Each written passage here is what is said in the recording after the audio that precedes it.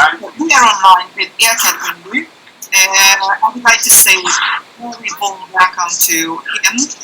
As you know, Thank you. He's the former president of the Turkish Akbaş Group and now member at Akbaş International. It is such a delight to have you on phone. You are in Turkey, aren't you? And where are you? What are you doing there right now? Could you tell us in a few words? Well, okay. Well, basically, I'm just visiting my family. I'm been here for almost 2 months. I'm going to go back to London in 2 weeks. Oh no, in 10 days, I think. But today, I'm just like visiting a group of friends, and we're surrounded by dogs with Turkish food and like loads of French dips. So it's lovely, very lovely. But again, on top of that, now I'm just getting to talk to you. That's even getting better. Okay. We are talking about because we at Konya Kubas Club having an online club day because of pandemic. We had to close down the club day live. So we are going online.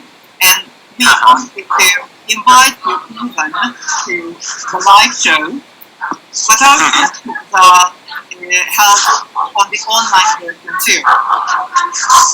Yeah, just 2 seconds. Let me just get somewhere quieter. Like people everywhere. Yeah, I'm listening. Okay. We will make you comfortable over here. Yeah, no, this is. I'm fine. I can hear you now. Okay. So you are an expert of Akbaş, and you know Kuwait quite well. You have been in Hungary 2 years ago, and yeah, thanks to you. Yeah. Such good talks that time. So, how could you define the relatedness of Akbaş and Kuwait? How deep it is in genetical sense, cultural sense, or in any other senses you might consider? Oh, that's a difficult question because we don't have like a genetic analysis or population analysis, so it's difficult. So I can only just share my opinion on that, but I'm not really sure if it's scientific. But what I believe is, I don't believe the Hungarians and Turks, when we first migrated into where we are today, like Eastern Europe and also like Anatolia, I don't think our people just traveled all the way with a population of white dogs. I don't think it's possible. If you're a nomad, you cannot just preserve just one color just like that. That's impossible. If you're just looking at, even today, if you just look at the real working dog people, they don't care about the color. They don't care about that kind of. They just want working dogs. And when we go back and just look like a lot of white dogs, Central Asian dogs, there is no one color there. There is no one colored population. So how come Hungarian or Turkish people, like 2,000 years ago, whatever, they just pick on their white dogs and they say, let's move to this place called like Eastern Europe and Hungarian or Central Europe and all this Anatolia, and let's just create our own population there. I don't think that's feasible. Because if you're a nomad, just like in Central Asia, so it's like all these dogs, they come in different colors, but what matches them, the geography they live in, and also the kind of sheep color they protect, I believe. So, and that's why I'd like to see the white Kuwas and Akbaş dog is a kind of like a straight line, and I believe that emerged in Turkey and Hungary or like Southern Europe when people started to breed more and more white sheep. Because that was much more economical, and automatically, without maybe knowing, they started to increase the number of white dogs, and that's how I believe these dogs came to be. And if you try to compare the relatedness, I believe in terms of like breeding white dogs, white shepherd population, in terms of tradition, they are closely related. But genetically, I'm not 100% sure. But I think that's part of that big chain that we just started. I don't know where it started, in Turkey or somewhere in Southern Europe or maybe in Central Europe. I don't know. But I believe if you just look at the first big population of like white sheep, I believe we can also just find the origin of like proper white dogs. That's what I tend to believe. I don't know if it makes sense. absolutely it does. Sure. So something unique that we have so many big white dogs in Europe down to Turkey and through Central Asia. Is that correct? If we say that? Well, what we know is there is a breed called Alabai in Central Asia, around Turkmenistan. But if you look at the dogs, they all change colors based on the sheep they're just protecting. So that means, and Alabai means, Allah means like piebald. That means it cannot be just one color. Basically, Allah means it's like any color on any colored patches on white coat. But I think the basic white population only can find in Europe and finally in the Western Turkey. But if you just go to Eastern Turkey, you don't have that one. So basically, then all of a sudden, because the sheep types change, and then dogs become more and more like yellowish with black mask and everything, and that black mask population kind of spills into a little bit like Middle East and even some places in Caucasus. But on the Caucasus Mountains, the population there are different, so black not that prevalent. But basically where they just become what they are, I think, if we're talking about like dogs with black mask, like the Kangal dogs, they mostly populate around eastern part of Turkey, while western parts, and with a certain type of sheep, I think white population is very prevalent. So I still link it to the animal husbandry there.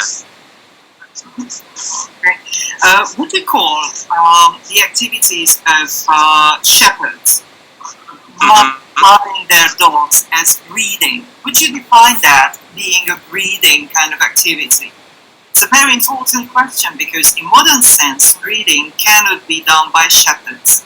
The good thing is about Turkey, especially if you're talking about Akbaş dogs, our main breeders, they're sheep herders. They're all breeding like sheep, and all of their dogs are like working dogs.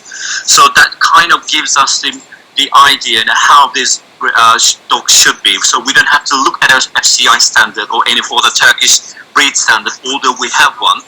But we can still go there and kind of observe how they work and how they work, their function, just kind of form their standard. That's a very important thing. And although the people like the shepherds, they don't really do it based on a breed standard, but they still have a kind of traditional white dog population there. So it must have emerged. Through times. I don't know like how it happened, but let me just repeat myself. So when we look at these dogs, for example, western part of Turkey, we got a certain breed of sheep, or if you're talking about Angora goats, so they're all white, and you tend to see very light colors like the whitish dog there. But if you go to like Sivas area, which is in the further north, what you see is an Akkaraman koyun, and all these sheep, they're big, white, but they got black mask, just like a Kangal dog. It's just because they got black mask there. So I automatically think that, alright, so automatically shepherd must have selected for the dogs that would just camouflage with these sheep, and also with the steppe-like environment. So when you look at the dog, you don't see where it just looks like the sheep. And I completely support that thing. If you just look at the other populations in like Iran or in Central Asia, whenever I'm talking about endemic populations, not just like the kennel-bred dogs. I'm not talking about them. So when you see like different colored sheep, you see different colored dogs. When you see just in like Central Iran, dogs in Central Iran, so you see mostly dark brown or black sheep, and you see black and white dogs there. So I think that tells us a lot about the population we have in Hungary and in Turkey. They're not breeders just like purebred dog breeders like the FCI ones, or like a dog club would just to kind of rectify. But they're still breeders because they breed these dogs, and they are the engineers of these populations. So So how can we say they're not? They're just doing it in a different way. Whatever we do now, whatever we observe now, whatever we learn now, we learn from them because we just go there and see their dogs. We learn from their dogs, and we just write it up somewhere, and we draw up the standard, and then we try to breed to that standard. But in their head, they've got their standards anyway. They're different. They're not exactly what they're not doing exactly what we do in modern kinology. On the other hand, whatever we've learned, we owe them. Thanks to them, we just learned all this. We're just doing it in a more, I don't know, more fancy way or more scientific way. By the way, that came to me. What is the main position of animal husbandry in breed preservation in our modern times in 21st century? You're gonna hurt some people now. My question is, what is the role of animal husbandry from your viewpoint in our modern Agbaş or Kuva?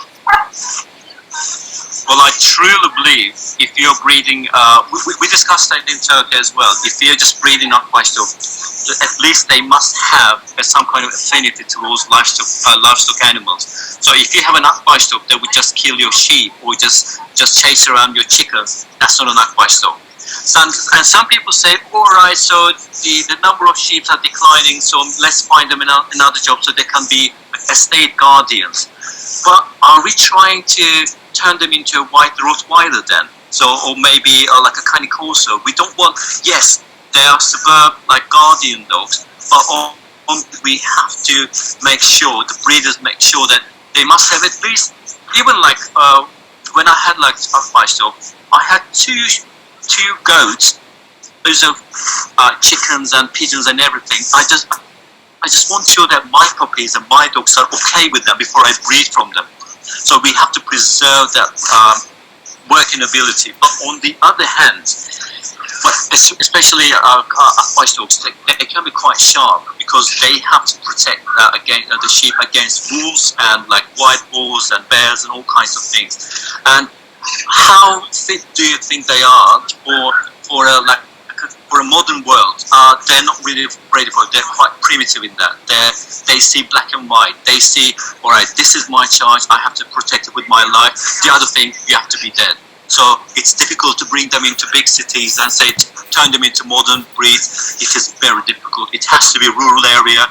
It has to be well fenced. Because these guys, they want to work. They want to protect. And the moment we breed it out of the breed, and I don't think we will have Akbaş dogs anymore if they're not like shepherd dogs. If they lose their instinct, I think they just turn into something else. There comes up another issue. You cannot have a breed without owners. The majority of the owners live in big cities or in the suburban area. Yeah. So what should we do? Akbaş dog is not for them. Kuvas is not for them. Probably not even Kuva. But in Turkey, you have so much animal husbandry that keeps Akbaş alive. But in country, we have really big difficulties with that. I understand. Is really widespread, but still we have to preserve the breed that has a historic past and the character that. It is difficult. Yeah, in Turkey, as I told you, most of the Akbaş dogs, they're still working dogs, still working with sheep and everything. And even people who buy an Akbaş dog, they've got like farm kind of rural or semi-rural setting. So they're there. They still get to see the chickens and sheep and all kind of things. But if you talk about more like European breed like Kuvas, it's a lovely breed. But if the animal husbandry is not as strong there, so the breed is about it. So, but the thing is, can you not just put them to work in Hungary? So let me just reverse the question back to you. So is it not possible to just find a working Kuvas anymore? Only a Kuvas club made very huge steps to find foreign partners who have circumstances beneath for the breed, and they are really successful in that. We have a lot of members from on the road. not even from Europe, but outside Europe too. So maybe that like in North America. Yes, probably, or South America, because they are in a very good situation concerning that. Klubnap Club has a very strong side in this sense, and we are considering to have a very fruitful and close companionship cooperation with those breeding partners about. They can be really good help, but that is a really good punchline of faith, because in Hungary we have very huge difficulties with having animal husbandry of that kind that can help us. That's sad. For foreign breeders, because of their circumstances, can help out Hungary. The problem couldn't be that much if it wasn't very hard times of Hungary just about 100 years ago. Probably heard about World War I and II and their endings. That meant 2/3 of Hungary's territory we lost, and they went to Romania. Nowadays Slovakia, with Hungary too, and etc. So all the surroundings, Ukraine got apart, and Austria and so on. That meant all the circumstances we had for classic animal husbandry we lost. And I think it's like the modern world is not really ready for proper working livestock protection dogs. Everything has to be so politically correct now. For example, in Turkey, because our animal husbandry tradition is so strong. For example, when we go somewhere, if you in the middle of nowhere, we know we are. If it's like around Istanbul, this is understandable. But if you see some sheep, and you also know that you have to respect the dog there, the shepherd dog, because it's their land. But I think in Europe or in the Western countries, it's not like that. So you're allowed to go through the sheep with your golden retriever or something like that. You're expecting that dog not to bark at you or charge you. That's impossible. This dog it's not wild like that. So that's why they're quite primitive. But you cannot just so I can go anywhere. No, you can't go there, because that's where the sheep and the dogs work, and you cannot just go there and just have your picnic now. In Turkey, it's quite understandable. People respect them. People are afraid of dogs in that manner, and they never just question them. They know that place that belongs to the dog, and they're just doing their job. But I think in Western countries, it's not like that anymore. So they are expected to act like Labradors whenever they see the stranger. That's impossible. So, but when you said like the foreign partners, I truly support you with that. If you cannot find a working environment for your kuas in Hungary, so maybe in North America, or just like some northern European countries, I think they've introduced new wolf population into their land. And of course, if there's a wolf, and you have to just rely on your livestock protection dogs. If you have goats and sheep as well. So maybe not in Hungary completely everywhere, but somewhere else we have to share our dogs with other people. So I think we have a very strong working livestock population in North America, and North America, Canada. So I think you should just find your partners like that, and just send some puppies there, and make sure they just keep on working there, if you cannot just do that in your own country. We are really fortunate with that.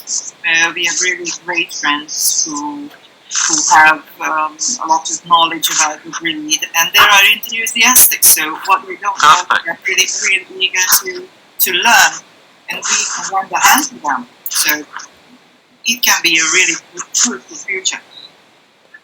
Perfect. And our dogs are not like German Shepherd dogs. They don't have to be everywhere. So only a real knowledgeable people, maybe like 10 good breeders are enough. So we don't need like millions of like kuas or akbash all around the world. That will be the end of the breed. So we just need some devoted people. That's enough. Some working people, so that our breeds not turn into like some stupid whatever like new trendy breed. So that's the only way to protect them, I believe. I completely agree with you. And how would you define the position, the role of dog show world in the yes, that's another. I was just talking about it a couple of weeks ago. Very good, judge from Turkey. He's a good friend of mine as well. But I said, look, I understand dog shows just help you with the breed type and everything. That's important. But on the other hand, just look at my Facebook page. There are less than 120 Akbaş dogs photos there. But as a dog show breeder, you're expecting the most good-looking one, the handsome one, is the best Akbaş dog. Well, it's not like that. But show dogs, it's all about not you or not me. We're not beautiful or handsome or whatever So they want us all to look like Angelina Jolie's and Brad Pitt. That's impossible, mate.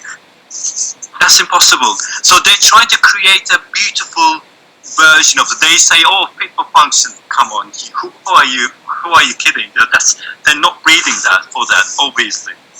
And you cannot just handle a working Akbaş dog in a show environment. That's stupid anyway. So I believe, and it's inevitable. Yes, there should be maybe some people might go for like breeding, like show line. That's inevitable. But I think the source has to rely on the working dogs. They don't have to look like Angelina Jolie's or like a Brad Pitt. They have to look and work like a real working person, like a working class heroes, I believe. Probably you can recall a very famous poem from John Keats, Ode on a Grecian Urn, and the ending is, beauty is truth, truth, beauty. That is all you need to know. So, does beauty have birth without function? Just let's take a look at the human approach. So just because of a very small genetic population, a small group of, let's say, beautiful men and women, we are all suffering. We all want to look like them. All women, they feel, oh, I'm not good enough because I don't have that kind of skin, that kind of hair, that kind of whatever. But we all represent this, the whole human population, not them. If you just idealize them, just like in a breed, so only this kind of breed is the best one, that's doable, but at the same time, that's not genetically viable. So we're just ruining the breed. I mean, I don't want my Akbaş dogs to be so popular and just bred by anyone in the world, so that we just said either they will be ruined in terms of their working abilities and their character and everything. I don't want them to change. I want them to stay the same. So I don't want not everyone's approval. I just want people to appreciate them, just like the Kuvas dog, and take it from there. Show dogs, they're fine. If you want to show them and get some ribbons, that's fine. But if they represent the ideal only, I think this is where things start going wrong. I don't know if you would agree. Mm-hmm. Completely. Okay. Thank you so much, dear Kat. You're welcome.